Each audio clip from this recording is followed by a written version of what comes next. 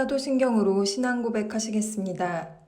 전능하사 천지를 만드신 하나님 아버지를 내가 믿사오며 그 외아들 우리 주 예수 그리스도를 믿사오니 이는 성령으로 잉태하사 동정녀 마리아에게서 나시고 본디오 빌라도에게 고난을 받으사 십자가에 못 박혀 죽으시고 장사한 지 사흘 만에 죽은 자 가운데서 다시 살아나시며 하늘에 오사 전능하신 하늘 우편에 앉아 계시다가 저리로서 산자와 죽은 자를 심판하러 오시리라.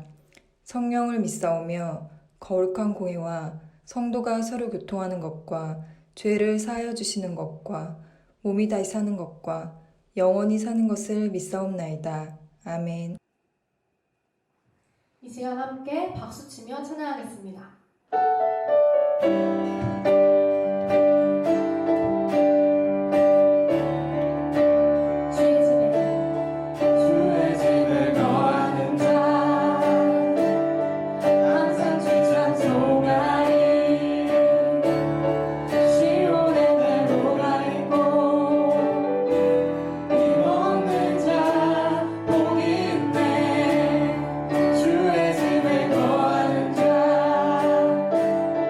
항상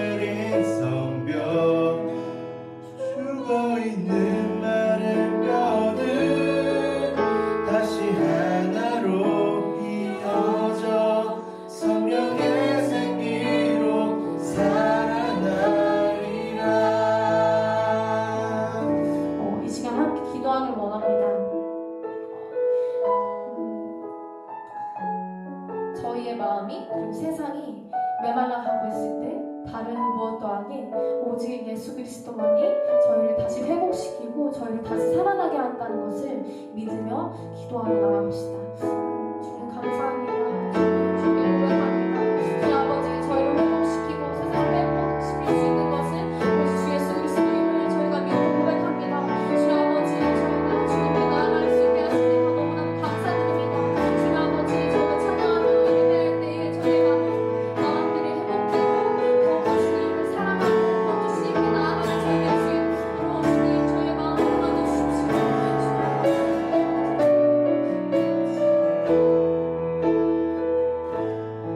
예수님의 이름으로 기도드렸습니다. 아멘.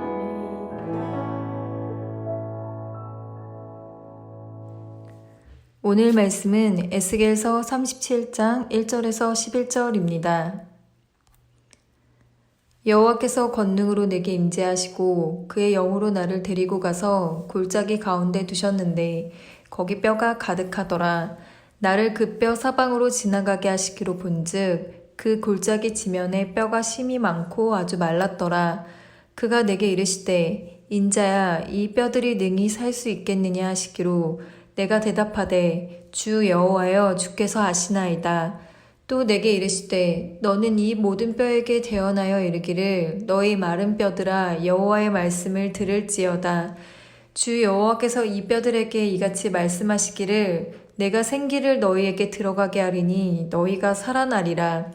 너희 위에 힘줄을 두고 살을 입히고 가죽으로 덮고 너희 속에 생기를 넣으리니 너희가 살아나리라.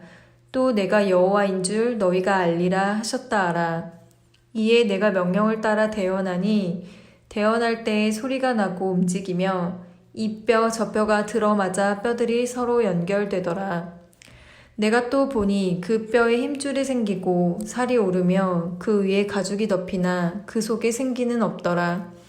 또 내게 이르시되 인자야 너는 생기를 향하여 대언하라. 생기에게 대언하여 이르기를 주 여호와께서 이같이 말씀하시기를 생기야 사방에서부터 와서 이 죽음을 당한 자에게 불어서 살아나게 하라 하셨다 하라. 이에 내가 그 명령대로 대언하였더니 생기가 그들에게 들어가매 그들이 곧 살아나서 일어나 서는데 극히 큰 군대더라. 또 내게 이르시되 인자야 이 뼈들은 이스라엘 온 족속이라. 그들이 이르기를 우리의 뼈들이 말랐고 우리의 소망이 없어졌으니 우리는 다 멸절되었다 하느니라. 안녕하세요. 좋은 아침입니다. 지난 부활주일 잘 보냈나요? 우리 계란을 못 먹은 친구도 많이 있을 것 같은데 우리 주님의 부활하심을 기뻐하면서 한 주간 보냈을 것 같습니다. 우리 목사님은 지난 주간이 부활주일이었지만 저에게는 두 번의 장례식이 있었어요. 한 번은 90세가 넘는 나이에 돌아가신 한 권사님의 장례였고 또 다른 한 분은 이제 겨우 50대에 접어드셨는데 젊은 나이에 갑작스럽게 돌아가신 장례였습니다. 특별히 이 두 번째 장례는 우리 교회 다니는 초등학생 친구의 아버지 장례여서 마음이 좀 안타까웠어요. 목사님이 지난주에 그 장례의 마지막 예배를 인도하려고 경기도 양주에 있는 한 납골 땅에 갔습니다. 유족분들이 행정 서류를 받고 기다리는 시간이 있어서 그 시간에 저는 이 납골 땅에 있는 여러 유골함들을 이렇게 둘러보게 되었어요. 그곳에는 나이가 지긋하신 어떤 어르신들의 유골함, 영정사진, 그리고 가족들이 갖다 놓은 여러 물품도 있었지만 목사님 눈에 특별히 들어왔던 것은 목사님이 중고등부 우리 친구들을 만나서 그런지 교복을 입은 친구들, 자기가 생전에 좋아했던 아이돌 사진을 넣어준 그런 아이들의 유골함이었습니다. 겨우 15살인데 이제 17살인데 죽어서 몸은 불태워지고 뼈가루만 이제 유골함에 담겨져 있는 그 함들을 보니 참 마음이 아팠어요. 목사님이 그 아이들을 직접 아는 것도 아니고 가족도 아닌데도 이렇게 마음이 아픈데 그 아이들을 먼저 보낸 그 부모님의 마음은 어땠을까요? 한 아이의 납골함에는요, 그 아빠가 죽은 딸에게 쓴 짧은 편지가 들어있었습니다. 읽을 수가 있었는데 내용이 이랬어요. 내 삶의 전부인 누구야? 사랑한다. 겨우 한 줄밖에 없는 편지였지만 그 아빠의 마음이 고스란히 담겨져 있는 게 느껴져서 마음이 울컥했습니다. 그 아이의 부모님만 이렇게 안타깝게 딸을 보냈을까요? 그곳에 있는 수백 수천 개의 납골함에 담겨져 있을 사연과 죽음이 갈라놓은 헤어짐의 아픔을 생각하니 목사의 마음이 무거웠습니다.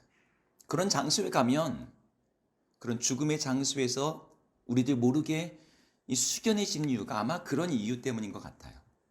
오늘 하나님은 에스겔을 그런 죽음이 가득한 곳으로 데리고 가셨습니다. 납골 땅에는 그나마 뼈를 납골함이라는 도자기에 담아서 보관하지만 하나님께서 에스겔을 데려가신 그 골짜기에는 수많은 뼈들이 그냥 흙바닥에 뒹굴고 있었습니다. 마치 수많은 사람들이 그곳에서 학살이라도 당한 듯이 뼈들이 땅밭에 그냥 햇볕 아래에 그을리고 메마른 채 수북히 쌓여져 있는 거예요. 하나님은 에스겔을 이를 셀 수도 없을 정도로 많은 하얀 뼈들의 무더기라는 그 참혹하고 적나라한 죽음의 한가운데 서게 하셨던 거예요. 에스겔이 그곳에서 어떤 느낌을 받았을까요? 사방에 널브러져 있는 그 뼈들 사이에서 큰 충격을 받았을 겁니다.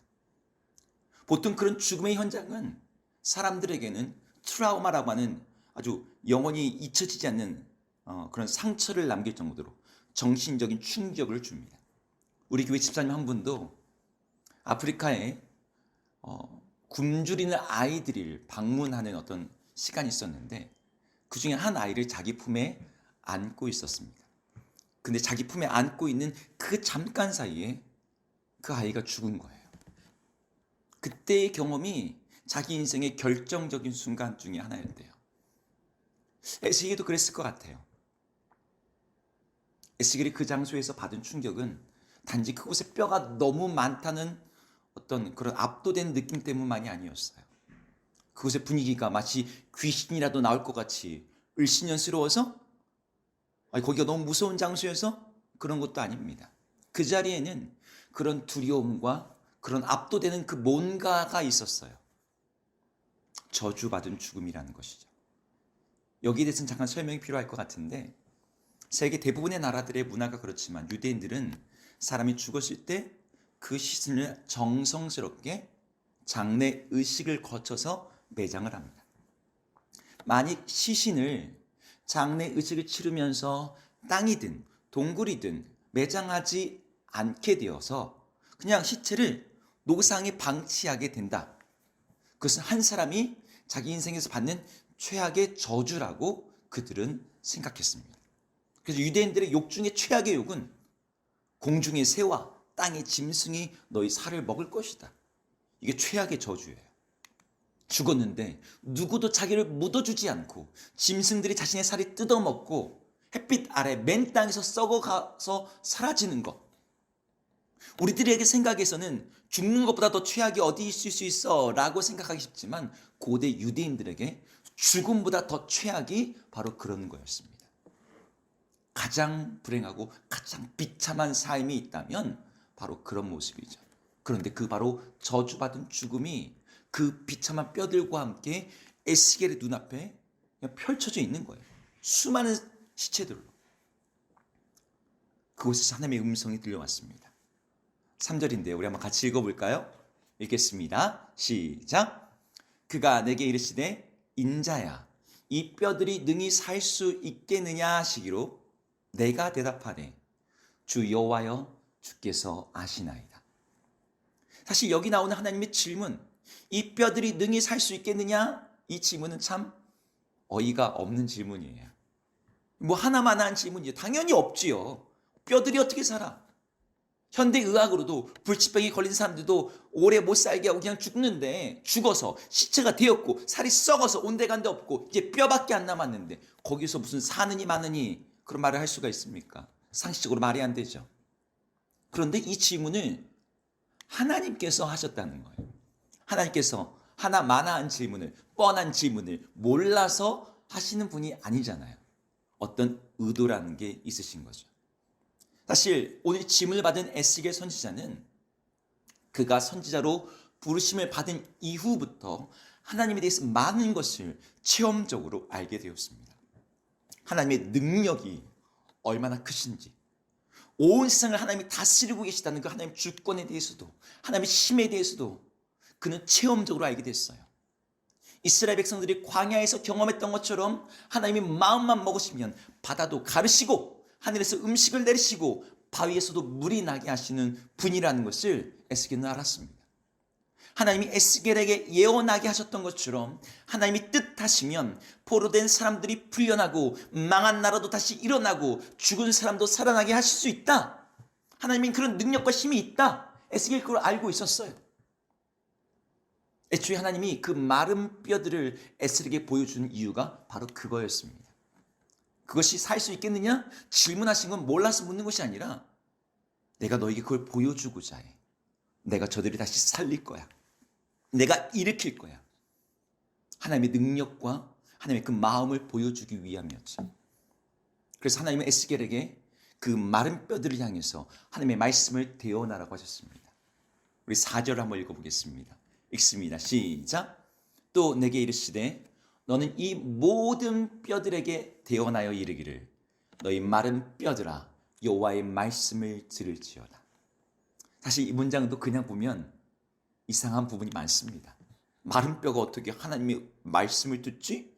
듣는다는 것은 귀라는 감각기관을 통해, 청각이라는 감각을 통해 받아들이는 소리 신호를 우리 뇌가 음성을 해석해서 의미를 밝히는 과정인데 살아있지도 않아서 귀도 없고 뇌도 없고 근데 듣는다고? 말이 안 되는 거죠.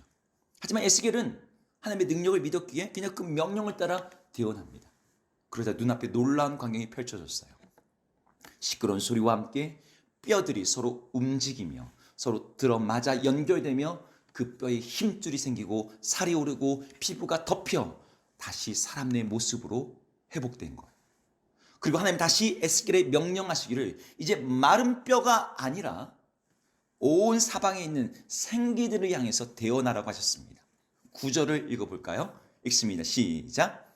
또 내게 이르시되 인자야 너는 생기를 향하여 대언하라. 생기에게 대언하여 이르기를 주 여호와께서 이같이 말씀하시기를 생기야 사방에서부터 와서 이 죽음을 당한 자에게 불어서 살아나게 하라 하셨다라.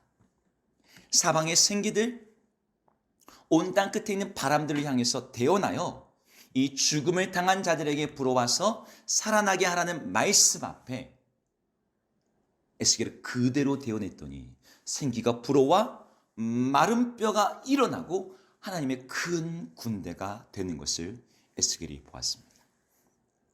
오늘 이것이 에스겔이 보고 경험한 환상의 내용이에요. 여기서 우리는 질문을 하면서 넘어가야 됩니다. 에스겔이 이런 환상을 봤대. 하나님이 그런 환상을 보여주셨대. 여기서 끝나면 안 돼요. 하나님께서 보여주시는 것이 그것이 꿈이든 환상이든 역사 속의 사건이든 간에 거기에서 하나님이 말씀하시고자 하는 메시지가 있습니다.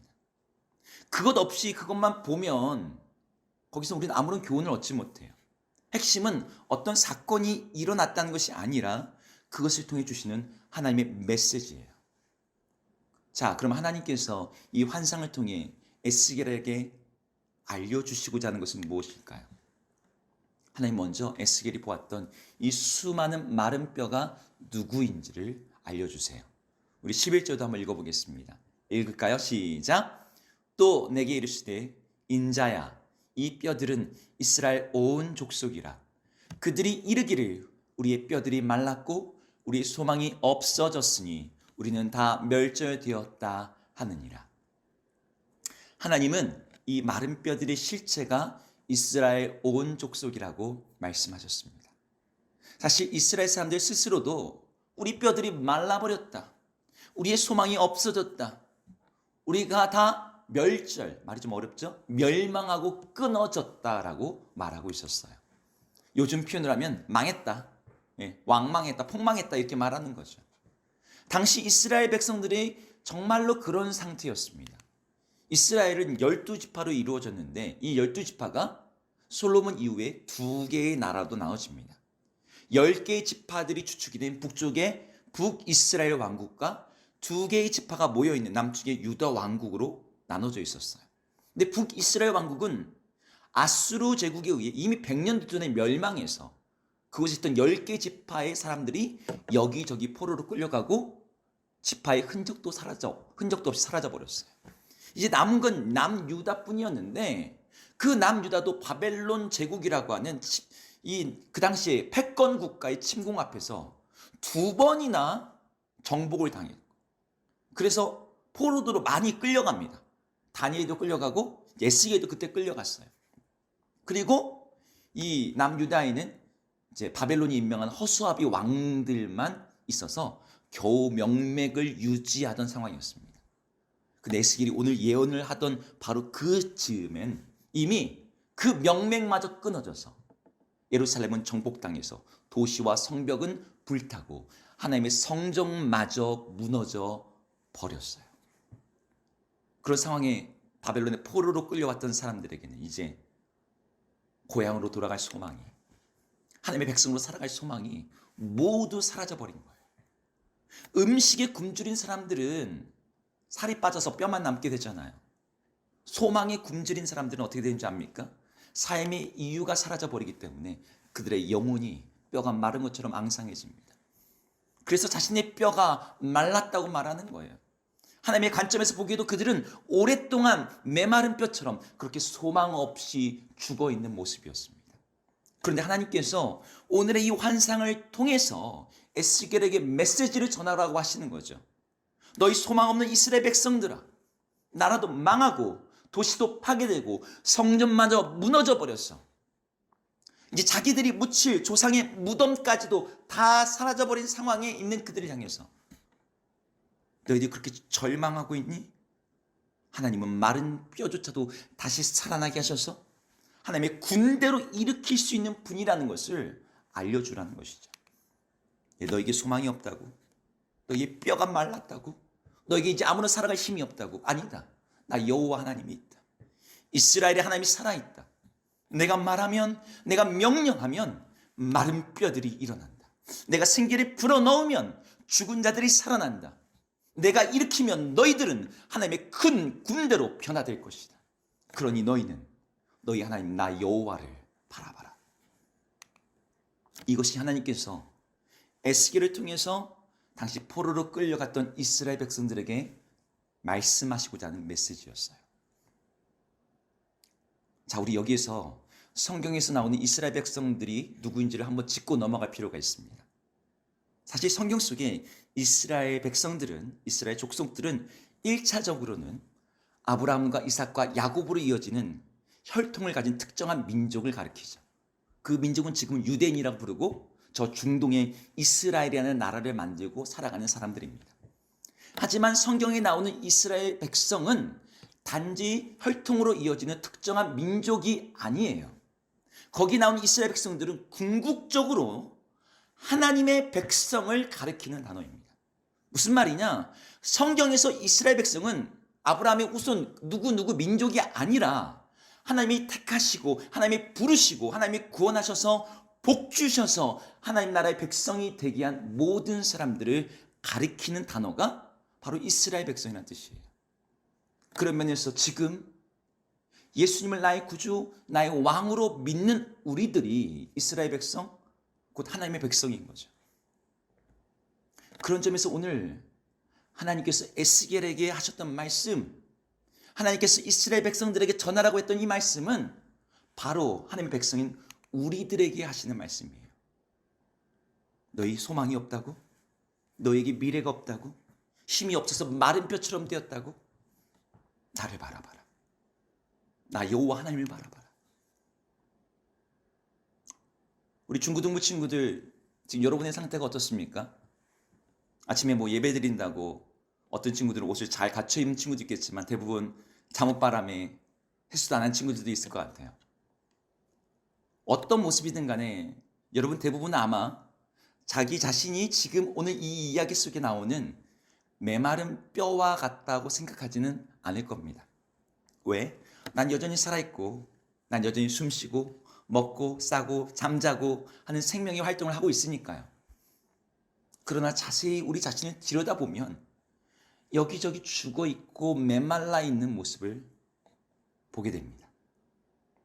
사실 많은 사람들의 마음이 죽어 있어요. 그들의 양심이 죽어 있습니다. 그들의 열정이 죽어 있습니다. 그들의 정신이 앙상해져 있고 삶의 기쁨은 메말라 버렸고 하나님의 백성이라고 하지만 그 자부심이 사라져 버렸어요. 살아는 있지만 하나님의 백성답게 살아있는 것이 아닌 우리 자신의 모습이 여러분 보이지 않습니까? 우리들의 뼈는 연결되어 있죠. 몸은 움직이고 있고 살은 넉넉히 있어가지고 살집이 잡힐 정도로 포동포동할지 모르겠지만 그건 의학적인 차원에서 살아있는 것이지 하나님 앞에서 살아있다라고 말할 수 있는 근거는 아닙니다. 오늘 말씀 속에서도요, 뼈들이 연결됐어요. 힘줄이 덮이고 살이 차오르고 피부가 덮였지만 그것이 그들이 살아나게 되는 핵심은 아니었습니다. 오히려 그들에게 부족한 한 가지가 있었어요. 무엇이죠? 바로 생기입니다. 이 한자로는 생기, 생명의 기운이란 뜻인데 오늘 우리가 같이 읽은 1절부터 11절까지는 7번이 나옵니다. 그리고 14절까지 전체의 단락에서는 10번이 나오는 단어예요. 우리말로는 생기라고 번역이 됐지만 히브리어는 르아흐라는 단어입니다. 이 르아흐라는 단어는 생기, 호흡, 바람으로 번역을 해요. 오늘 말씀 속에서 바로 이 르아흐가 하나님께서 불어주시는 바람이 생명의 기운이 그 몸에 들어갔을 때 마른 뼈가 비로소 완전히 살아나게 되었습니다. 이 생기는 아무런 소망 없이 바벨론에서 포로 생활을 하고 있던 마른 뼈와 같은 이스라엘 백성들만이 아니라 지금 현대 대한민국에서 살고 있는 우리들, 중학생, 고등학생, 그리고 우리 모두에게 절대적으로 필요한 바람이에요. 사람들은 저마다 자신에게 활력을 주고 삶의 이유를 주고 살아갈 힘을 주는 어떤 그런 생기들을 간절히 찾고 있어요. 생기란 이름 대신에 다른 이름을 붙여서 그것들을 찾죠. 그건 취미가 될 수도 있습니다. 새로 시작한 연애일 수도 있고 새롭게 품게 된 꿈일 수도 있어요.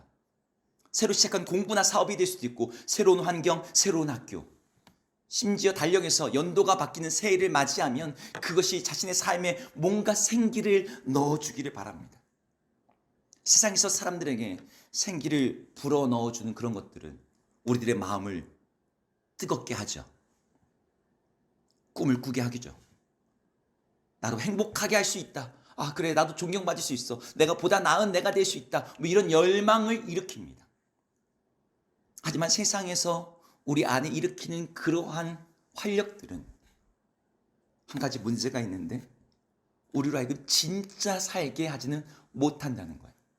잠깐 우리를 뜨겁게 할 수 있고 잠깐 우리를 활기차게 할 수도 있고 남들이 보기엔 멋진 삶을 살게 할 수도 있지만 그것들은 나중에는 악화되어서 우리를 더 메마르게 만들어요. 세상의 바람은 우리를 마른 뼈가 되게 합니다. 우리를 헛된 것들을 향한 싸움을 싸우게 만들어요. 우리의 삶을 허비하게 만듭니다.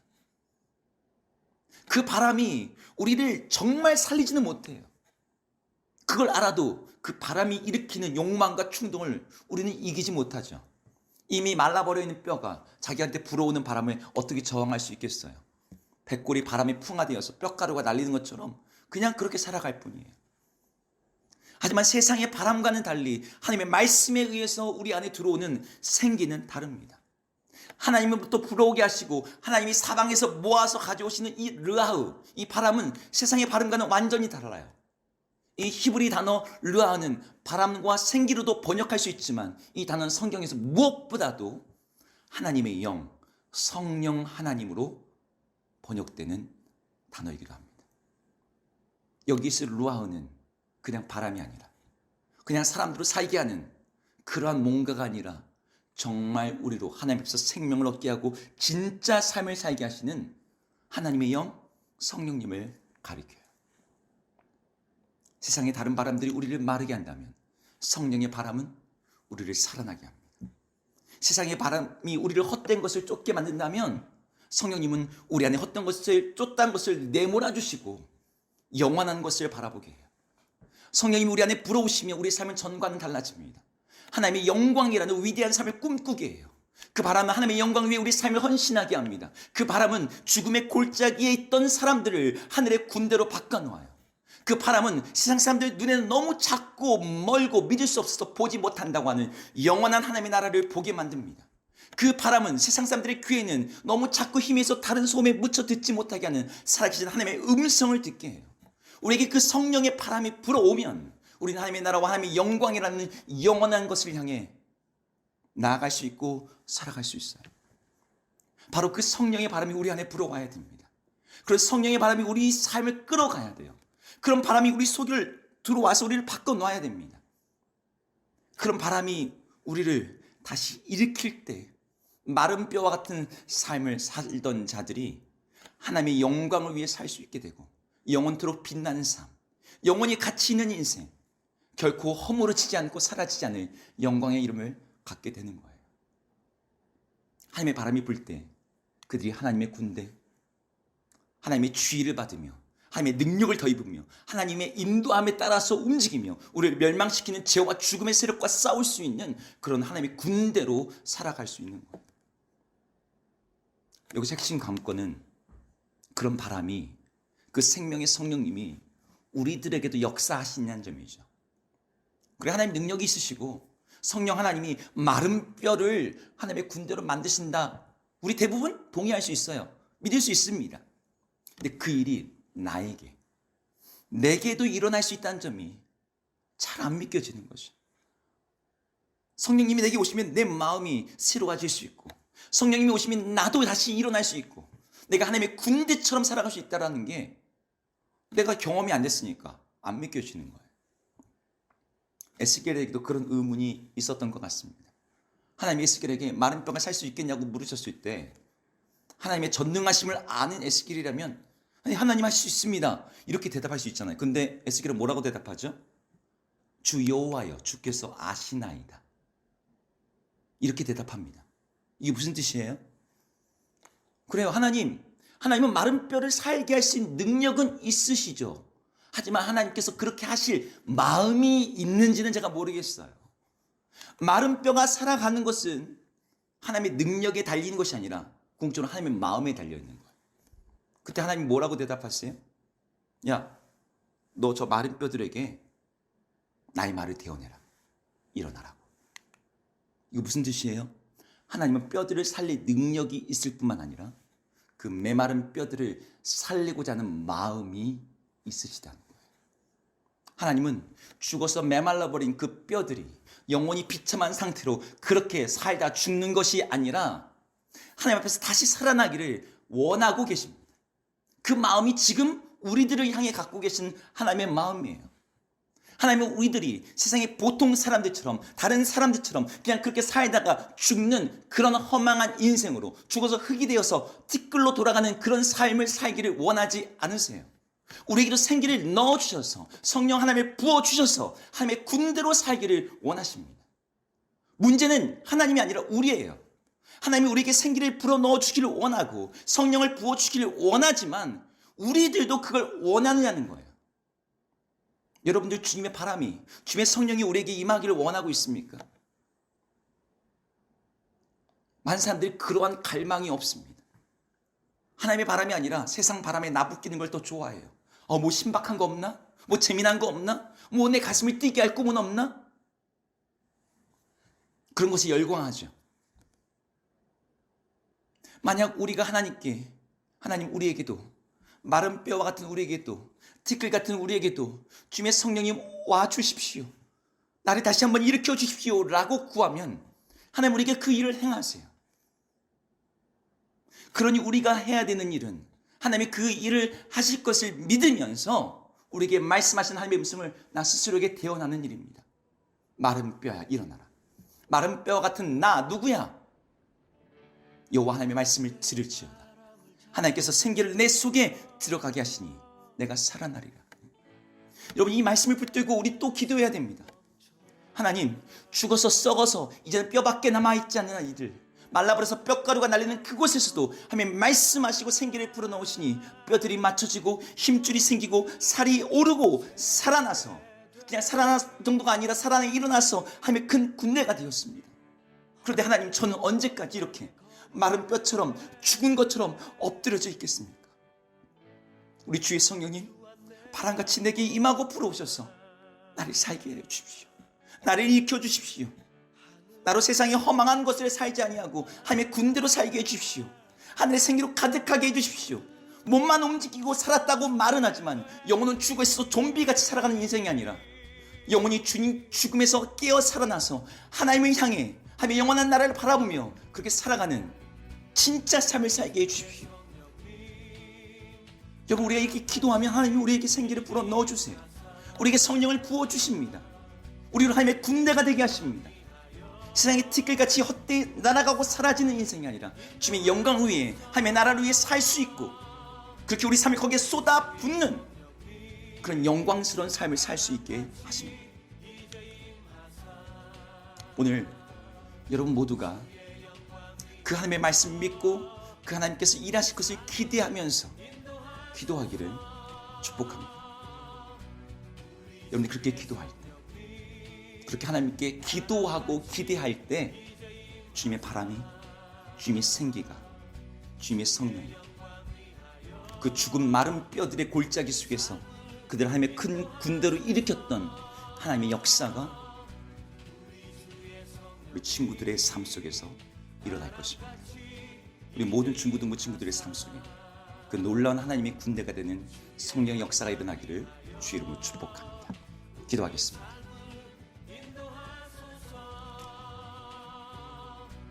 우리 주의 성령님, 바람같이 이제 임하셔서 우리의 삶을 주의 영광을 위해 온전히 쏟을 수 있도록 우리의 삶을 이끌어 주시옵소서. 세상의 헛된 욕망과 유행과 눈에 좋은 것들을 쫓아가던 그런 헛된 바람에 휩쓸려가던 삶이 아니라 오직 성령의 바람에 붙들림 바 되어서 하나님의 향해 진짜 살아나고 하나님의 군대로 주의 영광을 위해 살아갈 수 있는 그런 아름다운 삶, 위대한 삶, 영원한 삶을 살게 하여 주옵소서. 그런 삶을 꿈꾸며 기대하며 주님 앞에 기도하며 주의 성령의 충만함을 놓고서 간구하는 이 모든 친구들이 되게 하여 주옵소서. 우리 주님께서 그렇게 일하시고 우리로 그렇게 일으키실 것을 믿음으로 바라봅니다. 예수 이름으로 기도드립니다. 아멘. 우리가 마음을 모아서 공동 기도문을 같이 읽으면서 기도하도록 하겠습니다. 함께 기도합니다. 우주 만물을 창조하시고 다스리시는 생명의 하나님을 찬양합니다. 예수 그리스도 안에서 생명의 기쁨을 누리게 하심을 감사합니다. 그동안 주일에 예배당에 모여 자유롭게 예배드리게 하심을 감사합니다.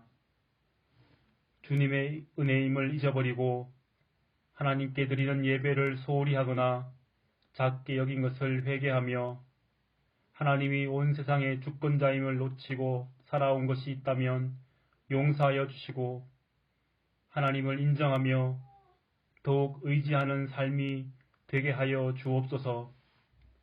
코로나19 바이러스로 인해 세계 온 나라와 백성들이 두려워하고 있습니다.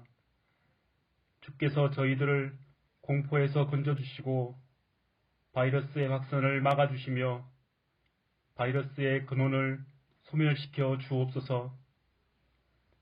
코로나19 바이러스에 전염된 환우들을 불쌍히 여기시어 낫게 하시고 건강한 모습으로 회복시켜 주시길 원합니다.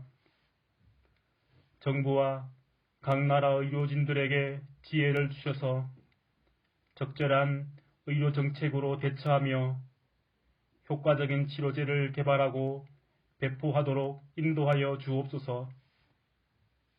코로나19 사태로 인한 피해들과 경제적인 문제들이 회복되도록 붙들어 주시고 무약자들과 가난하고 소외자들을 살펴주시며 소상공인들과 자영업자들의 형편을 지켜주시길 원합니다. 사회적으로 어려운 시국에 교회가 지역사회를 섬기며 그들을 위한 사명과 책임을 다할 수 있는 깨달음을 허락해 주옵소서. 과장되거나 거짓된 뉴스와 정보들을 막아주시고 공정한 언론이 되도록 세워주시며 바른 정보를 분별할 수 있는 지혜를 더하여 주옵소서. 그리스도인들이 거짓에 현혹된 영혼들을 참 진리로 이끄는 생명의 통로 되게 하시고 악한 사탄 마귀의 미혹에서 건져 주셔서 성도의 신앙을 지켜 주옵소서. 진리를 무너뜨리는 이단 세력들을 물리쳐 주시고 사라지게 하옵소서. 교회의 머리 대신 그리스도 안에서 하나 되게 하시고 각 가정에 모여 드리는 온라인 예배에 은혜를 더하시며 흩어져 있는 성도들과 늘 함께하여 주옵소서. 또한 교회 공동체를 보호하셔서 위축되지 않고 담대한 믿음으로 서게 하옵소서. 가정과 일상을 돌아보며 더욱 성숙한 신앙의 삶이 되게 하시고 온 성도들이 함께 기도하며 어려운 시기를 믿음으로 잘 감당하여 주님께 감사하며 하나님의 영광을 보게 하여 주옵소서. 예수님의 이름으로 기도드립니다. 아멘. 주기도문 하시겠습니다. 하늘에 계신 우리 아버지여, 이름이 거룩히 여김을 받으시오며 나라에 임하옵시며 뜻이 하늘에서 이룬 것 같이 땅에서도 이루어지이다. 오늘날 우리에게 일용할 양식을 주옵시고 우리가 우리에게 죄 지은 자를 사하여 준 것 같이 우리 죄를 사하여 주옵시고 우리를 시험에 들게 하지 마옵시고 다만 악에서 구하옵소서. 대개 나라와 권세와 영광이 아버지께 영원히 있사옵나이다. 아멘.